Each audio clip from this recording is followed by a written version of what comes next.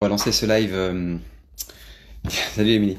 Bienvenue en tout cas pour cet échange très sympa avec Kevin Lémonnier, qui est un brillant sommelier mais qui est maintenant exporté au Japon. Aujourd'hui, on va parler pas mal, bien sûr, de l'art bien sûr du. Bonsoir à tous. Je salue tout le monde. Je laisse tout le monde sur ceux qui se connecter. On va parler bien sûr de l'art du saké, enfin de la dégustation du saké, de sa production, de tout ça. Ça va être très intéressant. Et on va surtout vraiment interviewer un petit peu Kevin qui depuis quelques mois maintenant passe pas mal de temps sur ce magnifique produit. Il est au Japon depuis le début de l'année et il a beaucoup je dirais de choses à nous raconter. Donc dès que je le vois, dès qu'il apparaît, bien sûr, on va l'inviter à se connecter et alors il est au Japon. Il faut savoir que pour lui là-bas, il est presque 1h30 du matin, donc un truc complètement fou. Et puis ah ben le voilà. Tac, tac. Alors, hop, tac. Ah mais Kevin, je peux pas t'avoir là si tu le fais depuis ton ordinateur, je crois. Je crois qu'il faut te mettre sur ton téléphone, mon grand. Alors, quelques petites secondes qu'on se connecte, évidemment. Ah bah t'es là? Ok, mais j'ai besoin que tu m'as. En fait, j'ai besoin que tu demandes une invitation, Kevin, pour que je puisse partager l'écran après. Je pense pas que tu puisses le faire vraiment de ton ordinateur en théorie. Désolé, hein, c'est le live, c'est le direct. Salut Caroline, bonjour à toutes et à tous. On va parler un petit peu de riz aujourd'hui. Ça va changer du raisin. Tac tac tac. Mince. Hop.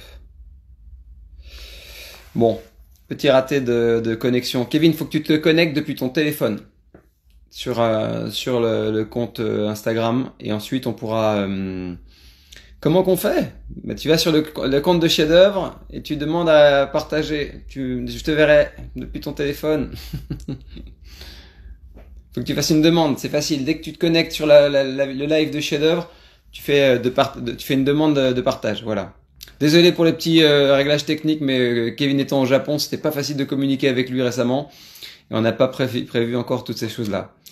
En tout cas, en attendant Kevin, on va parler un petit peu bien sûr de la magie qui opère maintenant au Japon autour de ce grand produit que sont les sakés.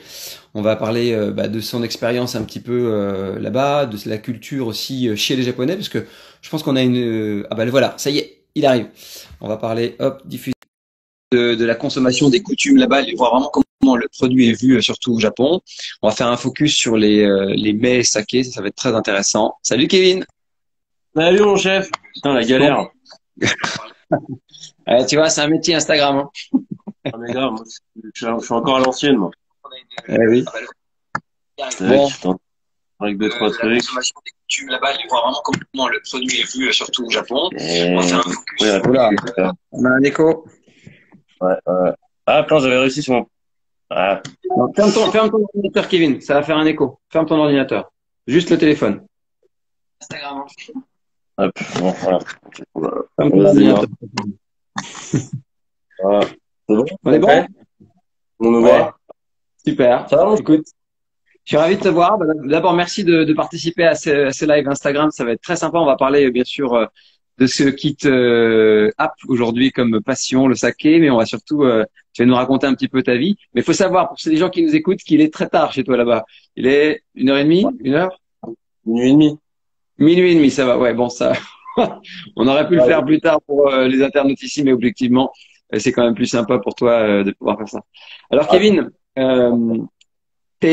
toi, tu as été piqué vraiment très très tôt par la passion du saké, au point d'ailleurs, je me rappelle quand tu as quitté un petit peu le groupe du CAS, tu avais des idées de projets de bar à saké, mais avant, tu voulais vraiment voir sur place ce qui se faisait et tu as voulu en faire. C'est quand même dingue, c'est comme si quelqu'un en fait qui est sommelier partait, je sais pas, vinifier un jour à l'autre bout du monde pour essayer de comprendre mieux le terroir de Nouvelle-Zélande.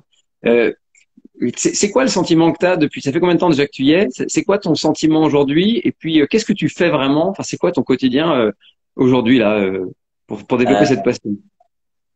Alors mon sentiment, enfin ça fait quoi? Ça fait 8 mois que j'y suis là, à peu près.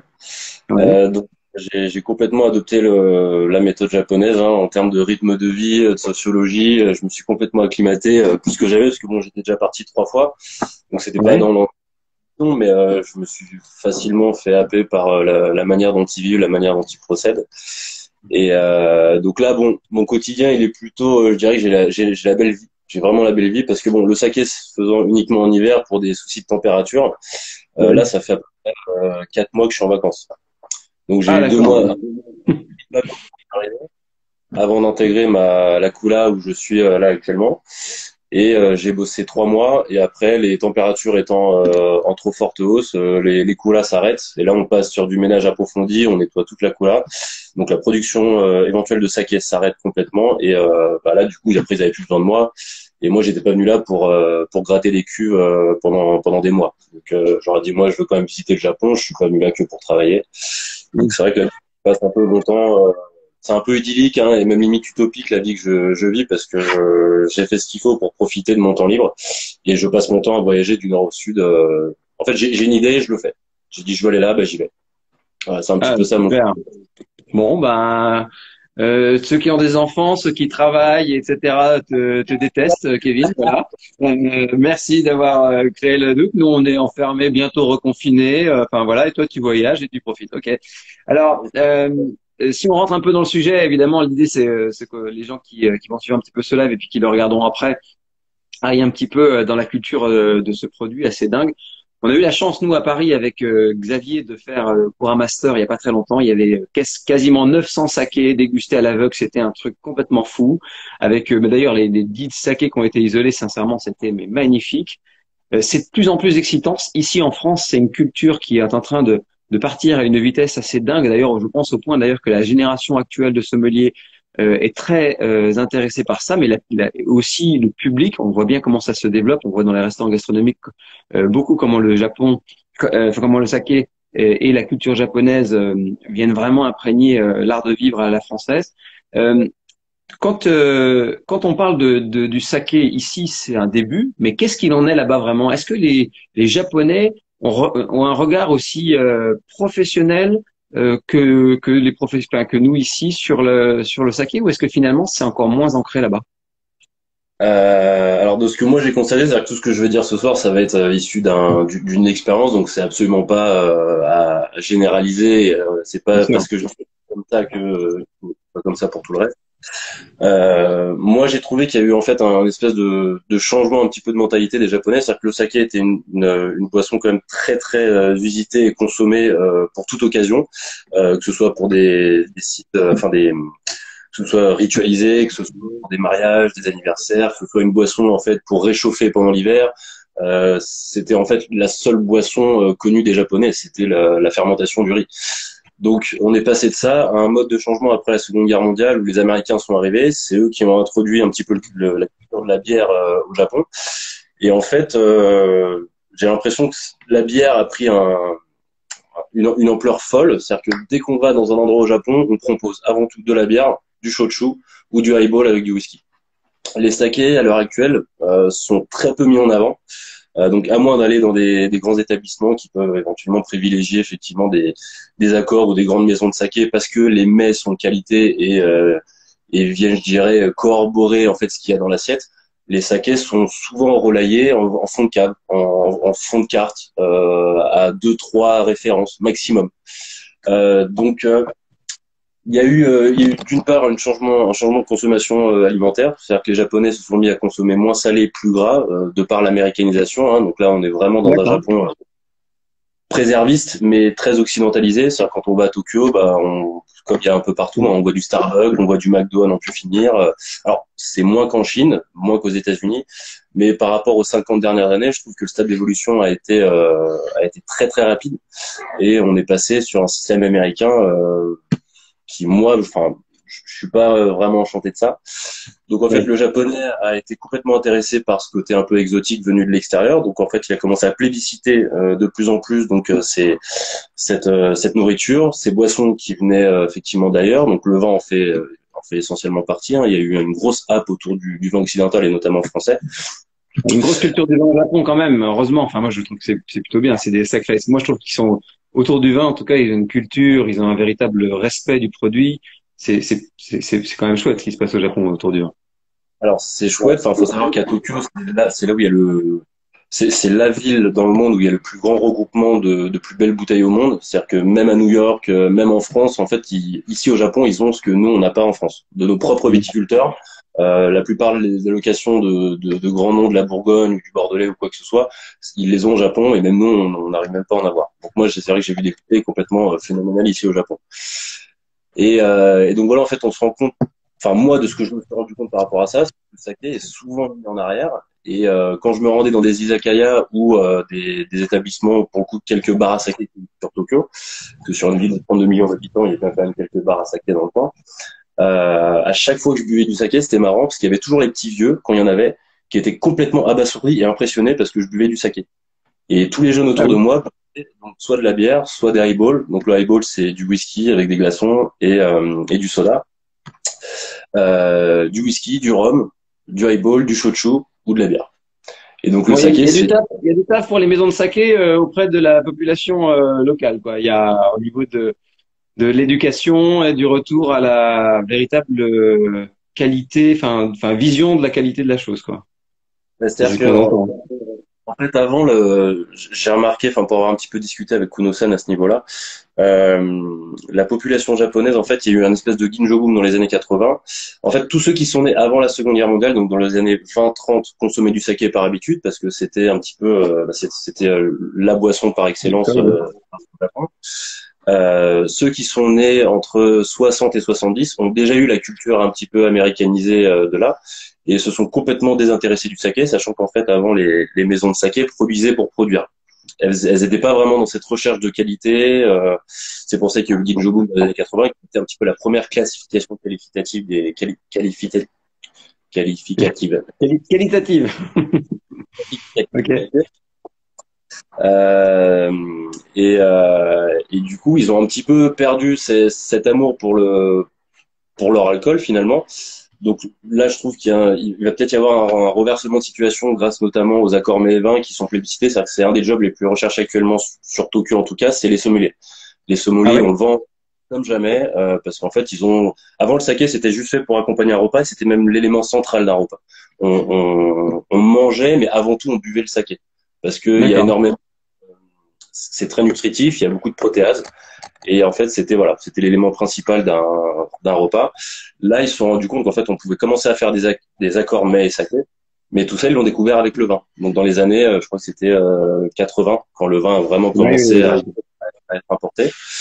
Donc, j'espère en tout cas qu'il va y avoir un petit peu un revers de situation, parce que pour moi, de ce que j'ai constaté, il y a complètement un revers de la médaille sur le saké, c'est-à-dire que les producteurs continuent à produire, mais on produit parce qu'on a toujours produit comme ça et qu'en fait on se repose pas un petit peu la question et on recentralise pas un petit peu l'intérêt qu'a la population sur le saké. En fait, on produit parce qu'on a Est-ce que toujours c'est pas produit. finalement, est-ce que le mouvement va pas venir des pays différents, peut-être, enfin, est-ce que, parce qu'on sent quand même, objectivement, quand on compare, enfin, quand on voit ces 900 sakés qui ont été importés pour cette dégustation en septembre à Paris, on voit bien qu'il y a des orientations, des gens qui ont réfléchi à une variété de riz, à un process, à de l'eau particulière, à tout ça. Bref, le saké, c'est enfin, il y a autant d'univers que dans le monde du vin, à travers bien sûr les variétés de riz, etc.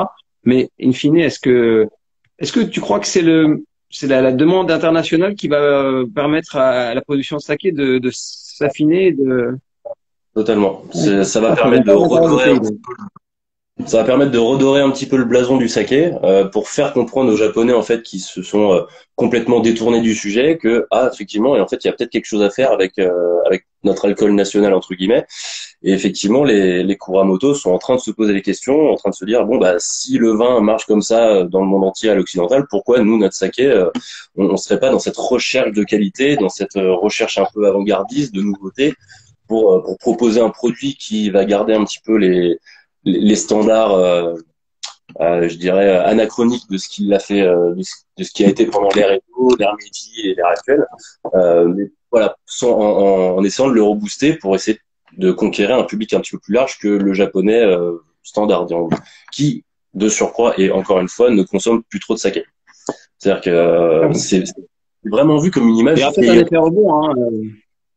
Enfin, objectivement, moi, quand j'écoute ça et que je repense à la consommation du vin en France dans les années 70, 80, etc., c'était lié à plusieurs choses. Un, ce qu'on faisait. Deux, l'économie qui est en face, c'est-à-dire qui est capable de payer pourquoi. Et c'est-à-dire qu'une qualité, on le sait, d'un grand saké, ben c'est des investissements, c'est des choix qualitatifs.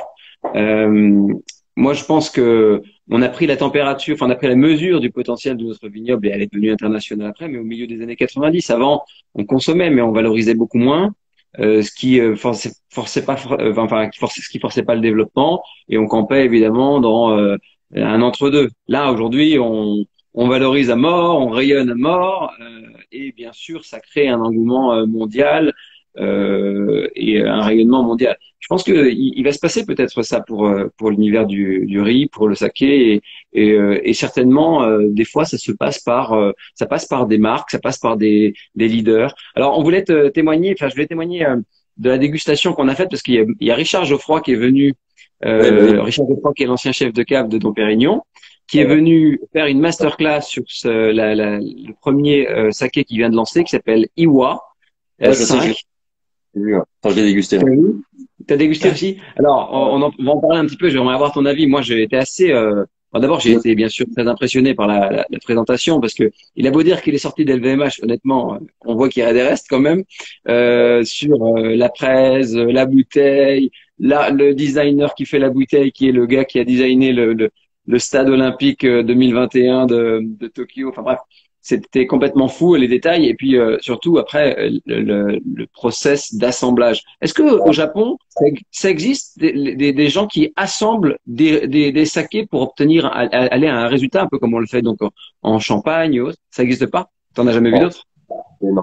Et ce qui m'a bluffé moi, c'est que il a fait le choix de laisser vieillir certains sakés et de prendre des sakés plus vieux pour, entre guillemets, apporter une dimension gastronomique et patiner un peu les saveurs, sortir du côté fermentaire jeune, des fois un peu exotique ou autre, ou trop aromatique de certains sakés jeunes, pour finalement dessiner un profil beaucoup plus en mouvement, beaucoup plus avec, je dirais, une forme de saisonnalité adaptable pour la nourriture, j'entends, hein, parce qu'il le dit vraiment. On a conçu cette cuvée pour l'amener à table et surtout l'amener tout au long de l'année à table. Il faut. Pour moi, il faut faire un espèce d'élevage à la Solera pour moi. C'est-à-dire que les vieux sakés qui éduquent un petit peu les jeunes et les jeunes sakés qui viennent redonner un peu de fougue aux vieux sakés. Bon, ça fait quoi? Ça fait 2 ans qu'il est sur le projet parce que du coup, j'en ai bien discuté avec mon ami Mehdi parce que enfin, il l'a vu déjà 2, 3 fois et il connaît très bien le sujet pour le coup. Donc, je pourrais pas en dire plus parce que après, je vais le griller, mais du coup, j'ai pas mal d'infos à ce niveau-là. T'as aimé? Euh, Est-ce que t'as aimé? Moi, j'ai trouvé ça très bon. pour un mec qui fait son premier saké, ça m'a mis sur le cul. Ah Vraiment. bah moi aussi. Franchement, bluffant, bluffant, bluffant. Pour avoir bossé pour Dom Pérignon, on peut rendre à César ce qui appartient à César et on peut cracher dans la soupe, on peut faire ce qu'on veut. Il y a des trucs chez Dom Pérignon que j'aime bien, il y a des trucs que j'aime moins.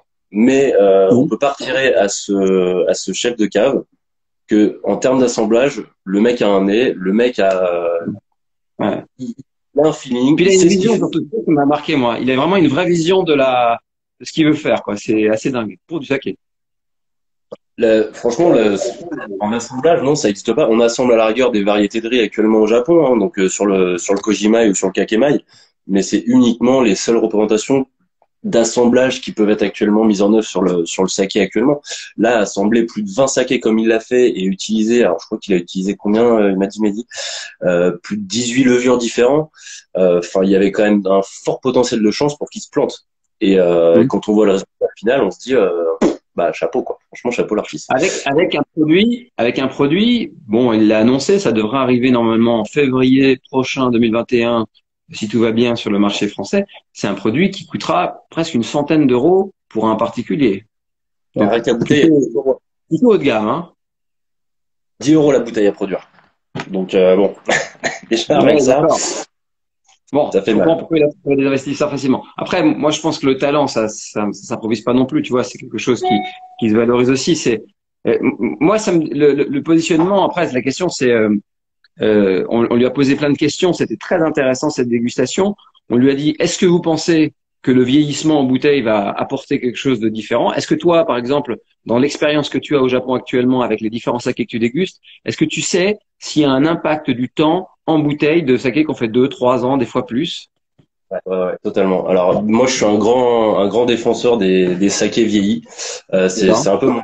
Donc, il y a deux grosses catégories. Il y a ce qu'on appelle les koshu, qui sont sur un minimum de 3 ans. En fait, cette appellation koshu, ça peut être en fait des sakés oubliés. Donc, c'est pas des sakés volontairement vieillis. Ça peut être des sakés oubliés dans une bouteille sur l'étagère.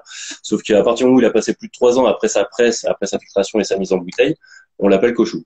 Et après, il y a ce qu'on appelle les juku seichu. Donc là, c'est les sakés vieillis volontairement. Donc, pour recueillir en fait un profil aromatique bien spécifique.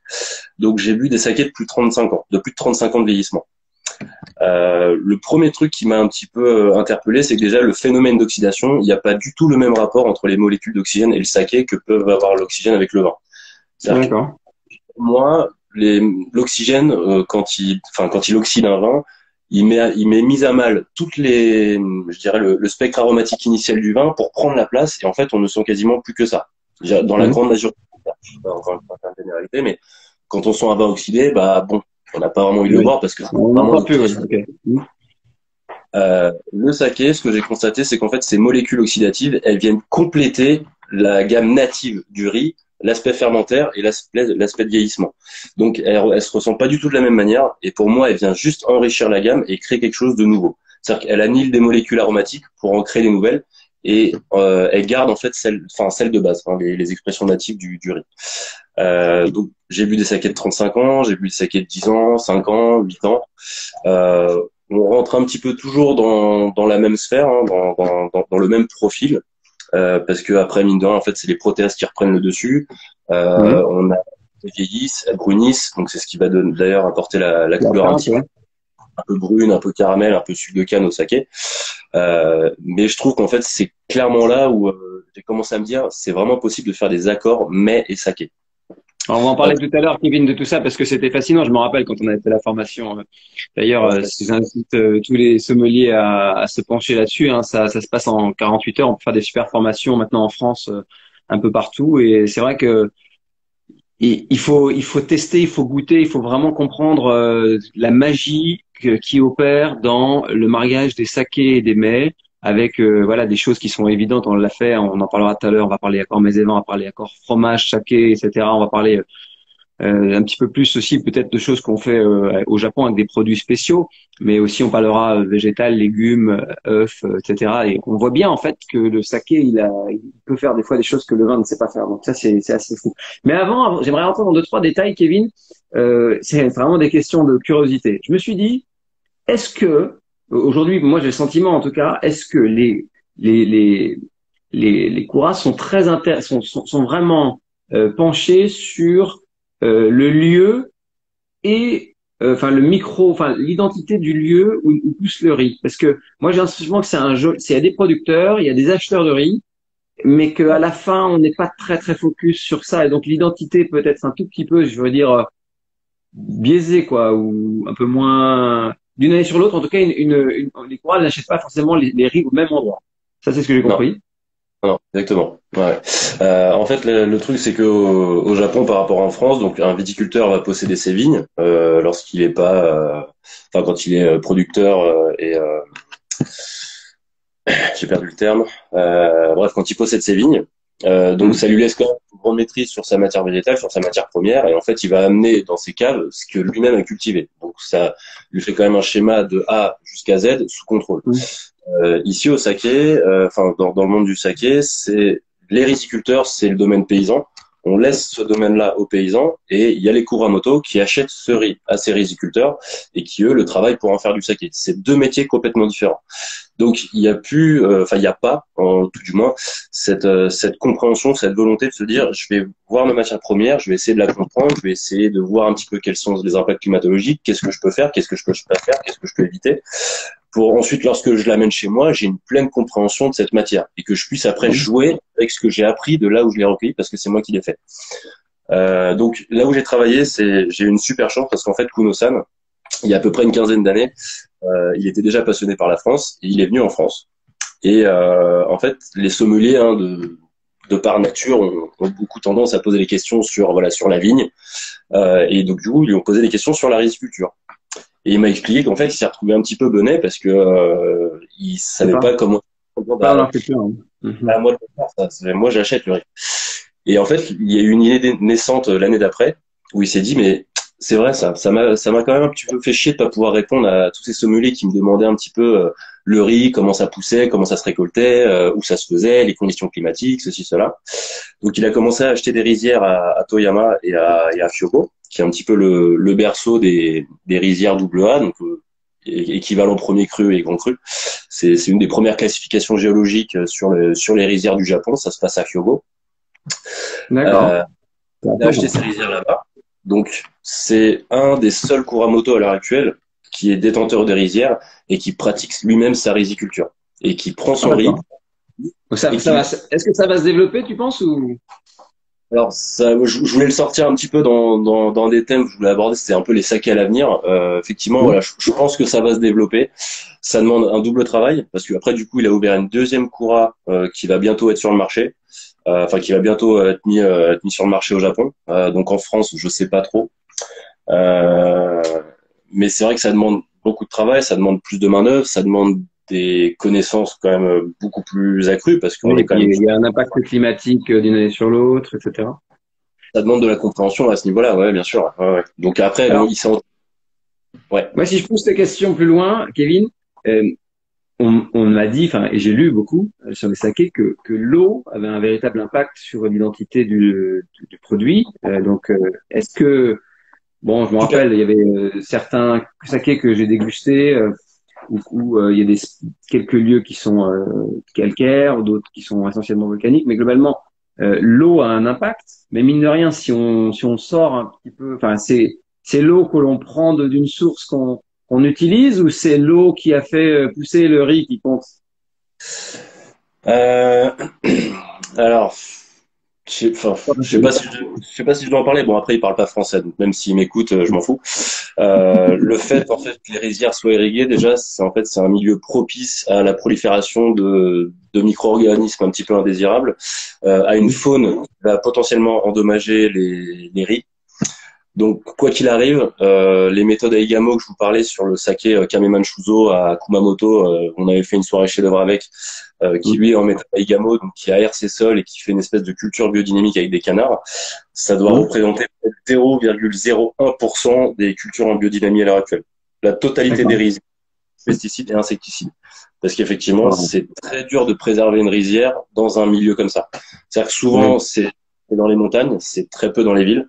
Donc, il y a un climat mi-subalpin, il y a beaucoup d'humidité parce que c'est des cuvettes. Donc, il y a des excursions thermiques, très chaud la journée et très froid la nuit. Donc, il y a une espèce de biodiversité qui, à la fois, peut être, je dirais, cohérente pour le riz et à la fois lui nuire.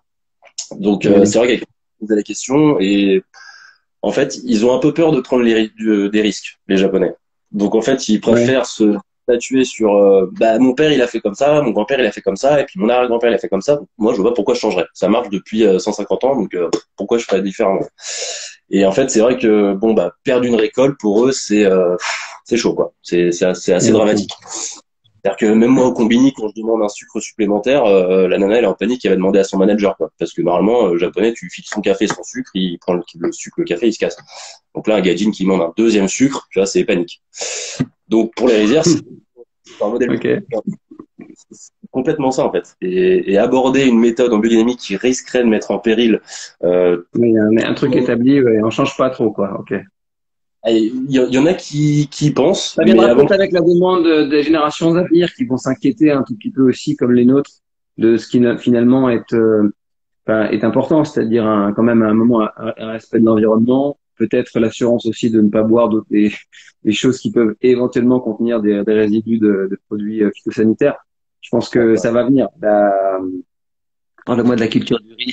On te demande de parler de la culture du riz. T'as été récolté du ouais, riz ou pas?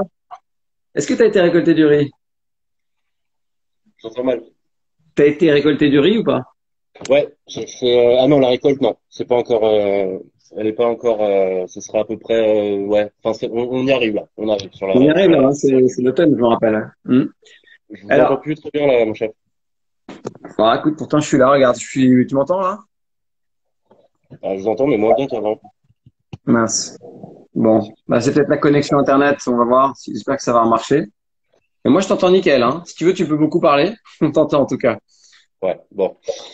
Non, du coup, on parlait de l'eau. Donc, hormis l'irrigation des rizières qui peuvent éventuellement être assujetties à débat vis-à-vis des riziculteurs et des corps à moto pour effectuer des changements. Ce qui va faire en fait la qualité d'eau, moi au tout début, j'ai cru que c'était lié au sous-sol. Parce que c'est vrai que c'est une île volcanique, c'est beaucoup de sédiments granitiques. Donc c'est vrai que enfin vous le savez bien, cette roche-mère a les propriétés un petit peu exfiltrantes Mhm. exfiltrantes, voilà. Et ça permet d'éliminer un certain nombre de minéraux dans l'eau. Et en fait, c'est pas du tout ça. Enfin, allô? Oui, je t'entends, et c'est bon, nickel. Et en fait, si vous voulez, c'est que la principale raison pourquoi l'eau est la plus pure possible, enfin une des plus pures du monde, pardon, c'est qu'en Mhm. fait, Ça fait. 75% du territoire au Japon est recouvert d'agroforesterie. Donc c'est de la forêt et des montagnes. C'est-à-dire que 25% des 110 millions d'habitants sont regroupés à chaque fois dans des grandes villes et sécularisés. Mais 75% du territoire est encore vierge. Et donc Ah, d'accord. montagneux, forestier, campagnard. Intéressant. Donc, ce qui va jouer sur cette qualité de l'eau, en fait, si vous voulez, c'est que l'arbre est un élément indispensable dans cette agroforesterie. Et c'est qu'en fait, cet arbre, il a un système un petit peu assez exceptionnel. En fait, c'est qu'avec l'eau de pluie, en fait, il récupère l'eau de pluie, il les renvoie dans la frondaison, il la renvoie dans les nappes phréatiques. En fait, toute l'eau qui passe par les racines, elles filtrent en fait tout l'excédent de potassium, de sodium, enfin, de tous les oligoéléments qui peuvent un petit peu perturber la pureté de l'eau. Donc, dès qu'il y a de l'eau de pluie, en fait, les nappes phréatiques au Japon, il y en a énormément et elles sont toutes pures. Parce qu'il y a tellement d'arbres que dès qu'il y a de l'eau de pluie, toute l'eau est naturellement filtrée par toutes ces racines et tout ce système d'enracinement étant quasiment pur parce qu'en forêt, on peut difficilement faire, je dirais, des travaux mécanisables, on peut difficilement traiter la terre, on peut difficilement faire des travaux d'agriculture comme on peut le faire sur des plaines, hein. Donc en fait, le sol est encore meuble, les racines sont très profondes dans le sol. Et donc, vu qu'il y a lors des saisons des pluies, il va pleuvoir à peu près un mois et demi constamment, tous les jours. Donc ça je l'ai subi, c'est plutôt pénible. Mais ce qui fait qu'en fait, il y a une C'est réserve pareil ici d'eau. en ce moment, je te rassure. Il pleut tous les jours. Ouais, bon, ouais. Mais ça, je suis habitué à Paris. Bon, ici, c'est plus cool quand même. Le fait de pouvoir en pleine nature, c'est quand même c'est plus sympa qu'à Paris. Mais en fait, voilà, du coup, c'est vraiment l'arbre qui est responsable en fait de la pureté de l'eau au Japon. C'est D'accord. tous ces systèmes d'enracinement qui filtrent naturellement et qui enlèvent tous ces excédents. Et ce qui fait qu'en fait, on a ions positifs, ions négatifs qui sont sur des degrés d'égalité. Et l'eau ne contient quasiment plus rien. Donc, c'est ce qui D'accord. va permettre en fait d'avoir une eau pure qui va éviter d'altérer le saké lors du processus. Ok. C'est un Moi, des j'ai une paramètres question sur indiscutables, l'avenir. plus que la nature du sous-sol. Moi, j'ai une question sur l'avenir des sakés qui arrivent, parce que on va parler de ça, puis après on se prendra 10 petites minutes pour parler accord mes vins, etc. Puis surtout art de vivre autour des sakés, parce que c'est ça ici qui est super excitant. Euh, Moi, je me posais la question si les variétés de riz, d'abord, il y avait des grandes tendances, ou est-ce qu'il y a, parce qu'il y en a énormément, c'est hyper riche, donc globalement, est-ce qu'il y a des grandes tendances, c'est un peu comme nous en France, où on a aussi eu des grandes tendances et peut-être des orientations qui sont bien sûr liées au marché qu'on cible ou à d'autres. Ça, c'est la première question. Mais surtout, après, est-ce qu'il faut pas, comme tu l'avais fait ici à la soirée de chef-d'œuvre autour, on avait fait la soirée hommage au Japon, est-ce qu'il faut pas tordre le cou à l'idée que les sakés qui sont archi polis sont forcément, enfin les riz qui sont archi polis sont forcément meilleurs. En tout cas, je pense qu'il lui en faut. Et Richard Geoffroy est parfaitement d'accord avec toi. Il dit il faut qu'il y ait un peu de polissage, mais il faut quand même qu'il reste autre chose, sinon on perd tout, quoi. On perd beaucoup d'âme surtout. Voilà. Donc les tendances commerciales, on le voit, c'est des sakés très polis, mais on a tendance à se dire, mais en fait, tout ça, est-ce que c'est pas un petit peu de l'enfumage? Est-ce que c'est pas juste pour justifier des fois aussi des prix assez stratosphériques? Bah, moi, j'ai été un peu un des premiers enfants terribles à justement à décrier un petit peu tout ce processus de polissage parce qu'en fait, on en revenait à une standardisation en fait maintenant. C'est-à-dire que les Japonais ont compris avec le Ginjo Boom. Donc en fait, c'est dans les années 80 quand Monsieur Toshiro Kuroda il est venu en France. C'était pile poil le moment du Ginjo Boom. C'est-à-dire que pour eux, c'était un nouvel élan pour redonner un petit peu une lumière un peu saine au saké. Et voilà, on a trouvé une innovation. Ah, on a perdu Kevin. On a perdu Kevin.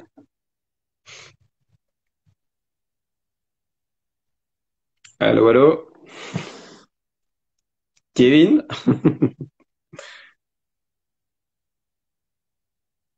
Ça va revenir, hein, vous inquiétez pas, mais c'est le Japon, hein.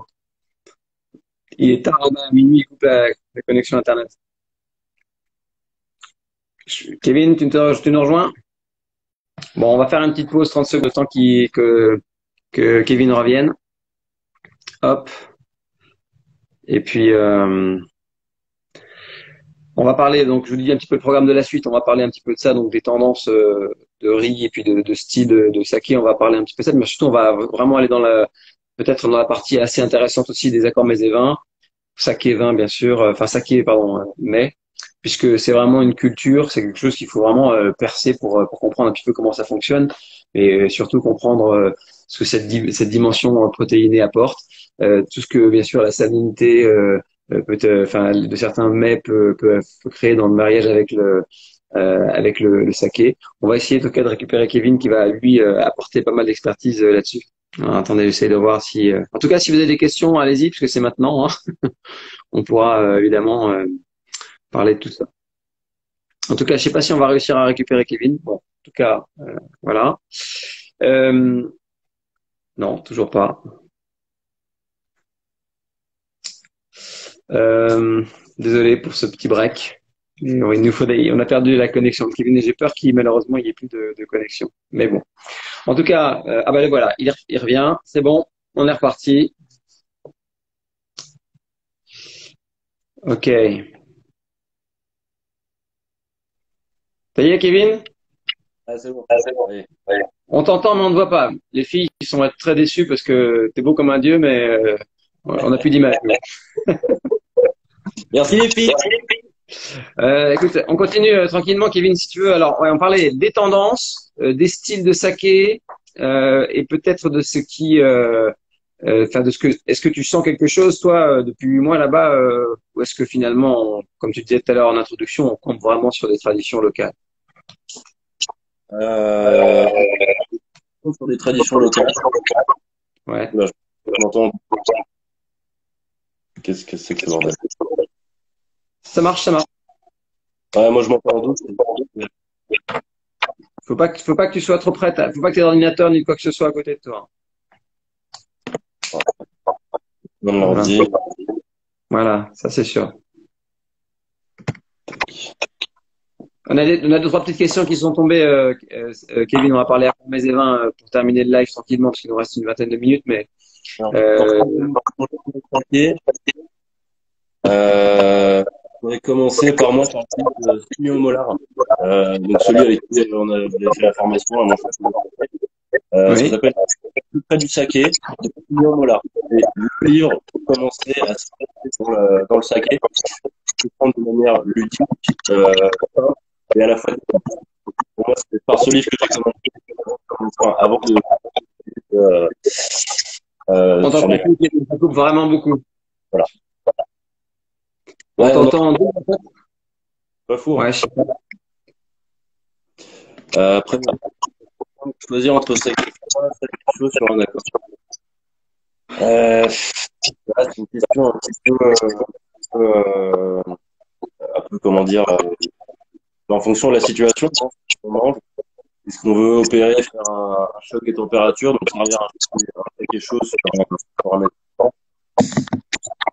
Ouais, essaye de te reconnecter, Kevin, s'il te plaît, parce on va essayer de remettre une connexion, sinon les gens vont pas comprendre vraiment ce qu'on dit. On se déconnecte et tu reviens tout de suite après. On va essayer de voir si on peut avoir l'image et tout. Ça marche, à tout de suite. Ça marche tout de suite, Kevin. Hop. Bon, désolé, hein, évidemment, c'est les imprévus du direct, mais bon. On va parler accord mets, saké vin. Non, j'y arrive pas ce soir. Saké mets. Et on va parler température, contraste, etc., etc. Parce que ça, c'est quand même assez sympa comme question. C'est vrai que on a fait pas mal de tests. Et la température, c'est très intéressant, hein, la température de service sur la fusion des saveurs. Donc, on va essayer de voir ça tout de suite dès que Kevin se revient. Mais comme il n'a pas payé sa facture d'internet, ben ça marche pas. Alors, on attend 30 secondes et puis on est reparti pour cette petite partie sur les tendances et les accords saké-mets.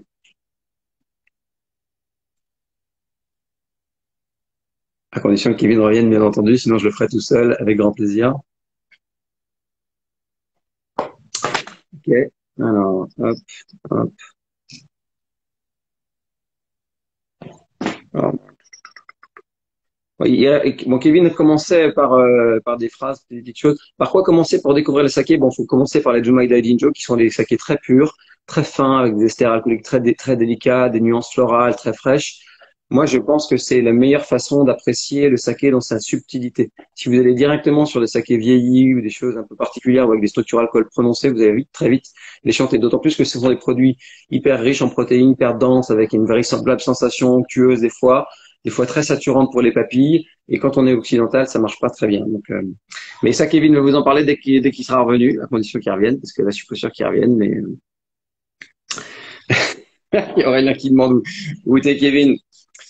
Mais voilà. Après, si vous avez d'autres questions, je pourrais peut-être essayer de répondre rapidement, bien entendu, en attendant que Kevin se reconnecte. Mais malheureusement, j'ai peur que la connexion nous ait fait défaut ce soir. En tout cas, les larmes du Levant, ben, c'est bien sûr un saké français. On l'a dégusté bien sûr en France. Alors, je pense qu'il y a, je pense un bel avenir pour ces sakés qui deviennent de plus en plus intéressants. D'abord pour la culture française du saké. Maintenant, je pense qu'on va pas dans le degré de définition des grands sakés japonais que l'on peut trouver aujourd'hui sur ces produits encore. Mais ça viendra peut-être. En tout cas, c'est très bien qu'on ait tenté et puis qu'on arrive maintenant à faire rayonner aussi faire du saké avec notre terroir ou notre savoir-faire un peu français. Bon, bah, je crois qu'on a perdu Kevin pour une bonne fois pour toutes. Mais écoutez, il nous reste un petit quart d'heure si vous voulez pour parler des accords saké mais puisque c'est aussi un des sujets qui est vraiment passionnant et qui permet aussi à l'amateur de peut-être de sortir un petit peu des sentiers battus. Moi, ce que j'aimerais simplement souligner d'abord, ah ben le voilà Kevin, il revient, he's back. Kevin, branche le Wi-Fi. On parle d'accord mais saké tout de suite avec Kevin. Ça va Kevin, tu nous entends? Oh, en plus, on a la photo. Alors, ça y est, il va y avoir un pic de connexion de toutes les filles connectées à Instagram ce soir. Super. On parlait des tendances. Tu as répondu deux, trois choses. On va essayer de se concentrer parce qu'il nous reste 5 minutes sur les mets sakés parce que c'est vraiment bon pour ceux qui nous écoutent. Alors, les mets sakés, il y a une phrase très intéressante que disait Monsieur Kuroda, c'est le vin, c'est un peu comme une Parisienne. Capricieuse, avant de la marier, enfin avant de pouvoir la marier, il faut devenir son ami. Voilà, vache. Et tu sais que c'est vachement dangereux de dire ça en France aujourd'hui. Hein. Tu peux plus dire ça maintenant. Là, il s'est passé plein de trucs en France depuis que t'es parti. Non, c'est pas comme une Parisienne, c'est pas comme. Ne pas. Moi, je suis Tokyo maintenant. Et du coup, il disait qu'un saké, c'est un peu comme une geisha. Sans penser au mariage, on peut entretenir avec elle une relation de belle qualité. Et en fait, il a un petit peu raison dans le sens où le vin, par rapport à ses propriétés, qu'il soit rouge, blanc et température, et par rapport aux propriétés du plat qui va être associé, on peut vite tomber dans des désaccords, dans des choses qui marchent pas. Je dirais que le saké, lui, par opposition, il a la chance de s'ouvrir avec tout, en fait, de créer même pas forcément des accords, en fait. Je trouve qu'il va uniquement rehausser pour le moment la qualité du plat avec lequel il est accompagné. Moi, je trouve qu'il a une vraie vertu. Elle est surtout, au-delà d'être des fois aromatique et sensorielle, elle est surtout tactile en fait. Le saké, je pense que c'est un joli prisme des saveurs. Des fois, ça exauce les saveurs parce qu'il y a quand même un peu de structure alcool quand même dans les sakés. c'est quand même pas une boisson qui est trop légère, quoi. Il y a une forme de densité. Je pense qu'on exige beaucoup de saveurs, mais on a une dimension tactile qui est très chouette, et puis surtout un univers l'umami ou le kokumi pour la quintessence de l'umami qui rend la chose merveilleuse. Tu vois, il reste quelque chose de ce que j'avais fait comme cours avec toi, hein, mais ce qui est intéressant, Kevin, c'est quand même les mariages. Alors, parlons un peu des mariages qui existent déjà, que vous avez quelques sommeliers à faire au Japon, puis après on parlera de la nourriture française. Au Japon, en fait, c'est principalement, en fait, ils l'accordent avec tout. Donc avec de la viande, la viande un peu grasse, donc avec comment s'appelle ce bœuf, le shitagari bœuf, le Kobe bœuf. Dès qu'il y a un petit peu de gras, forcément, les propriétés un petit peu tactiles et aqueuses du saké viennent une bouche qui est hyper confortable, qui est hyper agréable. Avec le poisson, tout ce qui en ressort un petit peu, ça fait iodé, un peu salin des produits de la mer, forcément, ça match complètement avec. Donc voilà, il l'accorde beaucoup avec ça. Avec quoi il l'accorde d'autres? En fait, J'imagine. voilà. Ils mangent pas de fromage là-bas, on mange pas de fromage au Japon. Alors, depuis une dizaine d'années, la production de produits laitiers a augmenté de 25%. Ah, C'est d'accord. maintenant ils font du beurre, ils essaient de faire du fromage, ils font des desserts, alors qu'avant je dirais la quantité de laitiers, d'élevage bovin destiné à la production de lait était quasi inexistante parce que c'était pas dans leur consommation. Le lait est quasiment inexistant. Donc, moi, ils commencent hyper fan des fromages, c'est-à-dire que sur toute cette population, il y a forcément des piqués, mais la grande majorité, c'est pas encore ça. Sachant que le D'accord. prix du fromage, alors d'ailleurs, pour faire flipper tous les Français, le plus gros choc que j'ai eu, c'était une part de brie à la truffe de 80 grammes, 70 euros. À la 70 vache. euros, 80 grammes de brie à la truffe. Ouais, c'est vraiment pour le mec qui est en manque de fromage là-bas, quoi. Ok. Ouais, Alors, ouais, euh, tu maries les œufs avec? ouais, totalement, ouais. Tous les œufs. Tous les œufs. Absolument tout. Ça marche super bien les œufs, hein, avec le saké, hein. Moi, je trouve que le jaune, ouais. Le jaune, Et la tout, texture. et si on va plus loin, est-ce qu'il y a des sakés ou des types de sakés qui ont, bon, on l'avait vu dans les différents apprentissages dans ces cours, là, c'est vraiment super, mais il y a quand même des sakés, quand on a des sakés vieillis, qu'on travaille, tu vois, je sais pas moi, un risotto ou avec un blé torréfié ou un truc comme ça, où c'est toutes ces nuances-là, il y a quand même des accords fondés sur la communauté aromatique qui marchent très bien. Le risque, en fait, dans les sakés, c'est une question que je m'étais posée pendant le master. Des fois, c'est que ça manque un peu d'acidité en sensation. In fine, des fois, j'en ai goûté qu'il y avait des très hautes acidités. Enfin, je crois qu'on travaille pas mal sur l'acide lactique, en fait, pour avoir une sensation sapide, salivante dans les maintenant. Ce qui n'est pas toujours le cas. Alors, faut savoir que le koji qui est utilisé, qui s'appelle le kiki koji, donc le koji jaune qui est utilisé pour la fermentation, enfin, la transformation des amylases, donc la solubilisation des amylases pour des amidons en sucre, c'est un koji euh, qui possède enfin, si ce n'est zéro acide citrique, il possède énormément d'acide succinique. Et en fait, il y a beaucoup de producteurs de saké qui commencent à se rendre compte que l'utilisation du koji blanc, donc le shiroko, lui, a des propriétés d'acide citrique qui permettent en fait de relancer les acidités de choupeau D'ailleurs, dans le molumi. dans certains sakés maintenant, hein.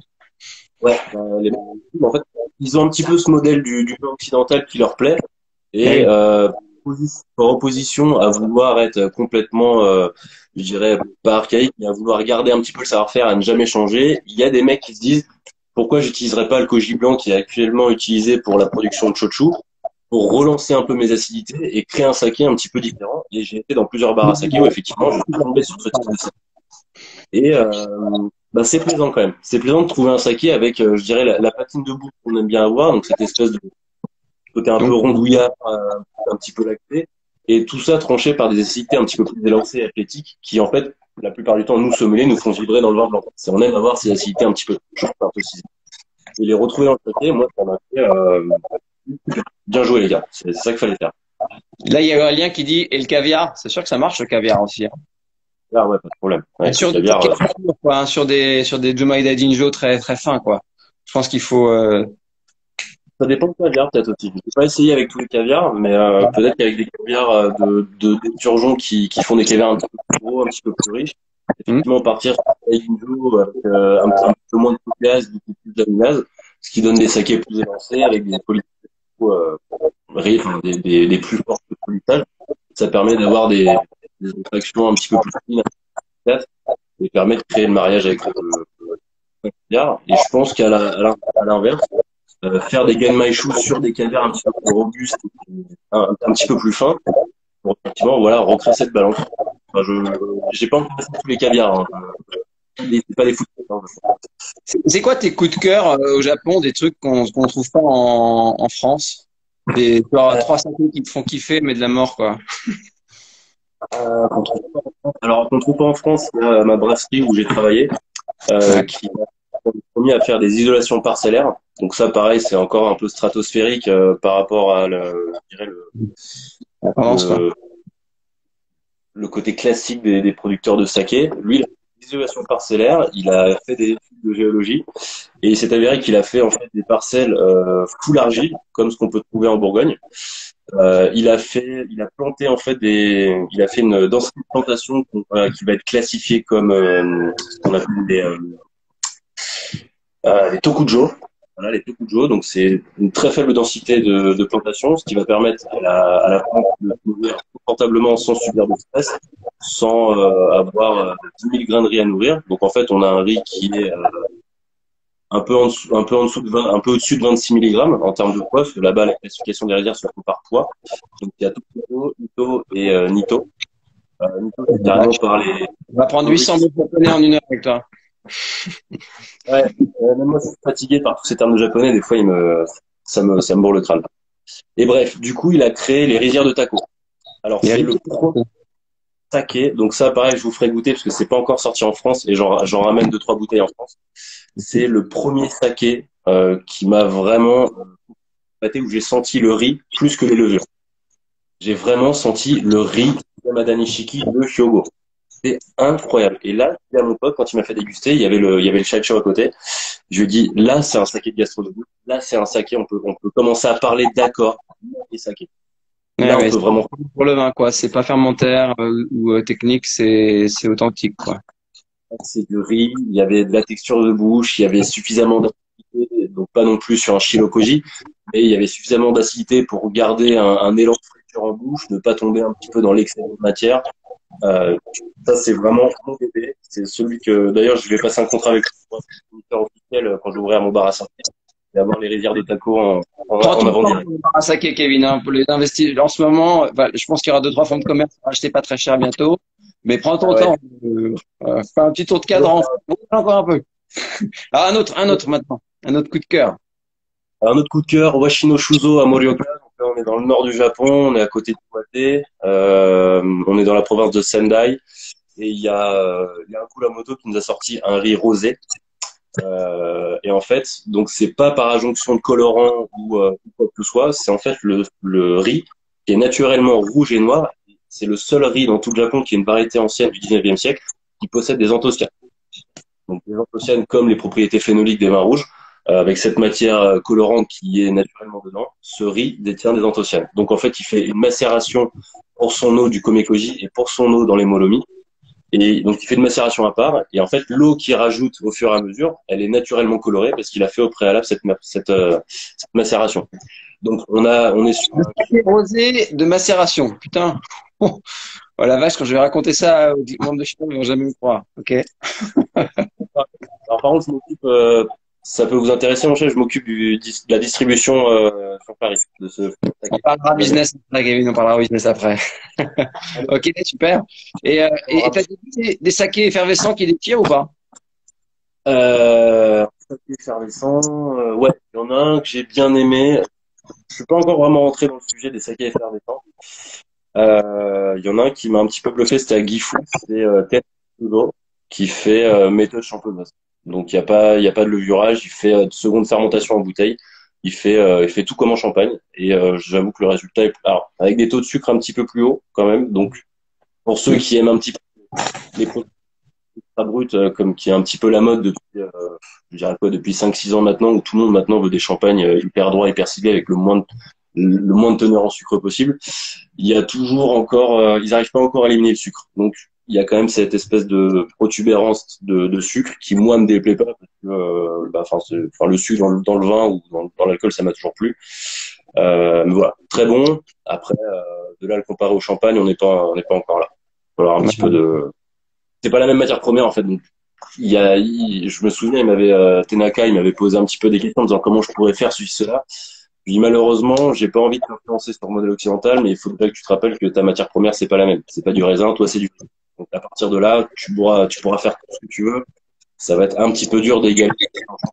Déjà que tu fais la seconde fermentation de bouteille et que tu fais la méthode tu fais le processus comme pour le champagne, c'est déjà très bien. Contente-toi déjà de là et puis, Bon, c'est pas encore abouti tout ça. Bon, Kevin, il nous reste 2 minutes parce qu'après le live va s'arrêter. alors, Conseil. un dernier saké de malade, français, le Camargue. Le Camino. Produit en Camargue, oui. Ouais, donc ça, il va falloir goûter. Pareil, c'est la brasserie où j'ai travaillé qui le fait. C'est mon pote qui travaille depuis 5 ans qui a été à l'initiative de ça. Donc ils ont acheté tout en Camargue. Ils ont fait un saké poli à 50% à base de Camargue. Le résultat est complètement dingue. Donc ça, je ramène on en parlait tout à l'heure pendant que tu avais perdu. Il y a des beaux sakés en France, ouais, tout à fait. Alors il y a les larmes du Morvan. Ouais. Je vous recommande chaudement d'aller goûter. Hein. Ils sont à Saint-Étienne, près des dunes, près du Mont Pilat. Bon là, ça n'a rien à voir. Hein. C'est vraiment du riz camarguais qui a été importé au Japon et qui est fait vraiment avec l'eau au Japon, qui est fait avec la connaissance de mon pote. C'est assez incroyable le résultat. Je te dis pas quoi. On va. On prend le Camargue, on le vinifie là-bas et on le ramène en France. C'est un petit peu comme les tableaux des peintres de Montmartre qui sont faits en Chine, qui sont achetés par des Chinois et qui sont ramenés en Chine ensuite. Hein. C'est un petit peu le même délire. C'est vrai. Bon, on termine. Un petit conseil, il nous reste 2 minutes. Température de service et de conservation. Important la conservation. Si les castaquets sont pas trop filtrés, j'ai compris que c'était casse-gueule. Ouais. Alors à partir du moment où ils sont en binhilé, ils sont du coup, je perds mes termes en français, ils sont pasteurisés, voilà. Il y a un petit peu moins de risques, je dirais. Donc le mieux, c'est quand même de les garder dans un frigo à hauteur de 5-6 degrés. Ça, ce serait vraiment le optimum pour la conservation. Maintenant, moi, les miens, je les garde dans ma cave. Je les garde dans ma cave perso, qui, je dirais, qui subit debout ou couché? Hein? Debout ou couché? Couché. Vu que c'est un bouchon complètement hermétique, il n'y a pas ce problème avec le liège qui peut éventuellement pourrir s'il est trop en contact avec le vin, pas assez, du coup il va se rétracter il va laisser passer trop d'oxygène. Là, il n'y a pas de problème. Couché, debout, on s'en fout. Là, il y a aucune influence là-dessus.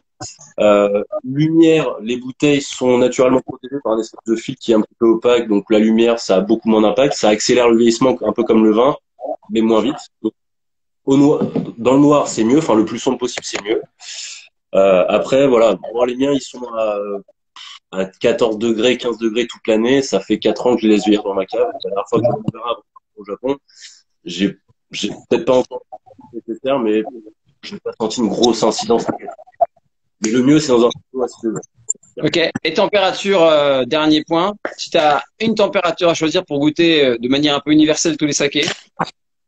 Moi, je suis assez fan des Norukan. C'est 35 degrés. Moi, je suis assez fan. On peut monter jusqu'à 55 degrés. Le Toby Kilikan, c'est le dernier statut de service, c'est 55 degrés. Putain. Ah ouais, moi j'aurais servi ça un peu plus froid quand même. Mais je sais plus si on avait goûté, si on vous avez fait goûter du saké chaud lors de la formation au saké, où ils étaient tous froids. Un petit peu, ouais, il y avait eu tout. Après, j'avoue que la sensation tactile, c'est super. Après, moi, les boissons chaudes sur des plats froids, voire, Je pense que ça ouvre encore une voie aux essais, à la découverte, éventuellement à se planter, à se dire bah tiens, là ça marche pas. Moi, vous m'avez posé la question de manière globale. Généralement, moi, j'adore le saké chaud. C'est vraiment un jugement de valeur, c'est très subjectif. Maintenant, je les aime sous toutes leurs formes, hein, de 5 degrés jusqu'à 55. Après, effectivement, la température va avoir une incidence sur le style de saké. Donc, que ce soit un Genmai, que ce soit un saké vieilli, que ce soit un Ginjo, que ce soit un Jozo, que ce soit un Junmai. effectivement, chaque température va exalter certaines propriétés pour en camoufler d'autres. Et sur certains sakés, c'est bien ou pas bien. Après, Et c'est, alors, en fait, les sakés là-bas, vous les dégustez dans des verres ou pas? non, on les déguste tous dans des hot choco. Ah, Des petits mais hot choco. comment t'aères ça, là?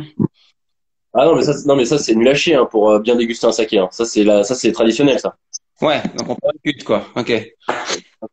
D'ailleurs, je Vraiment, comprends que tu as du mal à parler depuis tout à l'heure, tu as vidé la moitié de ta bouteille dans ton truc, là. Dans ton- c'est une petite bouteille de bébé, ça. Ça va. Ah, bon. Mais Ah, super. ouais, température, bon, ça dépend. Je pense que faut vraiment tester finalement et à voir ce qui nous plaît le plus. Mais moi, j'aimais bien faire ça du casse au plasma avec les sakés que j'avais. C'était faire des contrastes de température, effectivement. Servir un saké pas trop chaud à hauteur de 25 jusqu'à 35 degrés. Et puis sur des plats vraiment froids, des entrées froides, un peu style ceviche, j'aimais bien servir des sakés un petit peu plus chauds. Comme ça venait légèrement cuire Parce qu'en fait, du coup, je demandais au client de garder le poisson dans la bouche et de boire le saké en même temps pour vraiment faire Ouais, c'est l'accord. la cuisine. Il y en a qui aimaient, il y en a qui aimaient pas. Bon, bah après, c'est des échecs, mais bon, globalement, les réactions étaient positives. Ça fonctionnait plutôt bien. Eh ben, faudra essayer. Super, Kevin. Merci pour tout ça. Ça va se couper dans les 30 petites secondes. D'abord, je voulais remercier les personnes qui ont suivi un petit peu ce live, mais surtout, sachez qu'il sera disponible plus longtemps. Désolé pour les coupures. La connexion Internet depuis le Japon, c'est quand même pas facile. Kevin, on va te souhaiter bonne nuit quand même, parce qu'après tout ce que tu as bu de saké, et objectivement, l'heure qu'il est chez toi, d'abord, c'est quand même, tu dois être un peu Bah, fatigué. Euh, merci, hein. Profite bien de ce tour au Japon. Presse-toi pas pour revenir parce que le business en ce moment sur la restauration c'est un peu down, tu vois. Donc ils vont certainement nous remettre, nous reconfiner peut-être, voire fermer nos restaurants. On verra. Enfin ça on saura évidemment au fur et à mesure. Mais euh, en tout cas reviens vite nous voir surtout et ramène vite tous ces sakés qu'on puisse les goûter, les commenter, les faire déguster et puis surtout pousser ce thème insondable bien sûr qui est la culture autour du saké. Voilà, bonne soirée à toutes et à tous. À bientôt, Merci. Kevin. Et Allez, puis, salut mon chef. à bientôt, ton inverse surtout. Salut. Ciao.